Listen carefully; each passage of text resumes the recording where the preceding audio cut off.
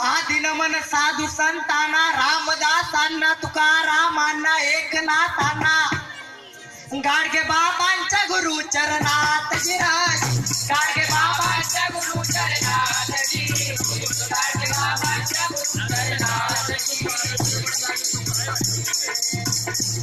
मित्रांनो राजगडावरती राजगडावरती आऊसाहेब जिजाऊ सायंकाळच्या वेळेस अशाच फेरफटका मारत होत्या आणि अशातच त्यांचं लक्ष कोंढाणा किल्ल्यावरती गेलं. आऊसाहेबांनी लगेच राजांना आवाज दिला, राजे धावतात येतात आणि म्हणतात, काय आऊसाहेब? आऊसाहेब म्हणतात, शिवा कोंढाण्यासारखा बळकट किल्ला मुघलांच्या हाती असणे बरे नाही, ती आपली अस्मिता आहे. अहो मग काय, आमचे राजे काय आऊसाहेबांच्या शब्दाबाहेर नव्हते. प्रणाम केलं मातेला,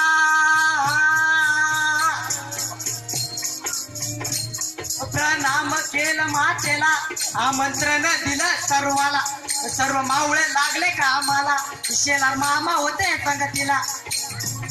पण इतक्यात तानाजी मालुसरांच्या मुलाच्या लग्नाचं निमंत्रण घेऊन एक दूत महाराजांकडे आला. पण राजांनी त्यांना परत पाठवून दिलं.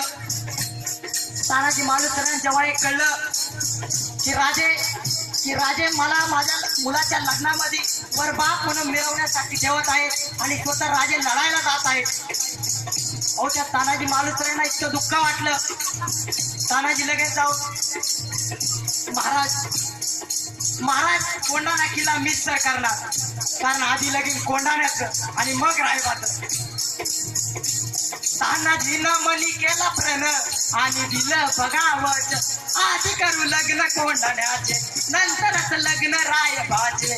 यावे ऐकून एवढे आमचे रजी, यावे ऐकून एवढे आमचे रजी, यावे ऐकून एवढे आमचे रजी. प्रणाम केला राजाला,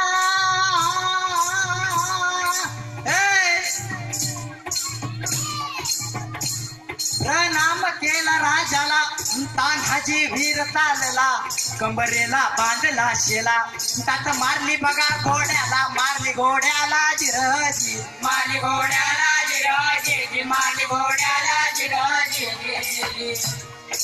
मित्रांनो काळोखाची रात आणि अशा रात्रीचे कोंढाण्याचं उंच शिखर, कोंढाण्याचे उंच शिखर,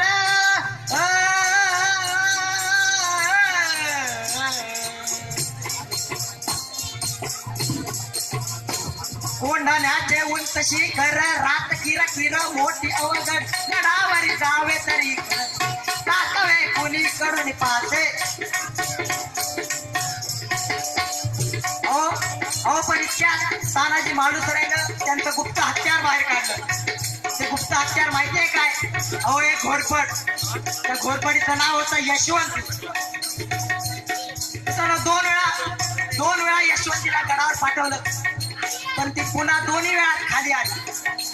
यावेळेस मात्र तानाजींचा राग अनावर झाला आणि त्या यशवंतीला म्हणतात, यशवंती कुंकू घालतो तुला, आज यावे आमच्या मदतीला, गड येईल आमच्या हाताला, वचन दिलंय आम्ही राजाला, जागतो स्वाभिमानाला, आशे करून चढले कोंढाणा, चढले कोंढाणा जिरजी, चढले कोंढाणा जिरजी, चढले कोंढाणा जिरजी.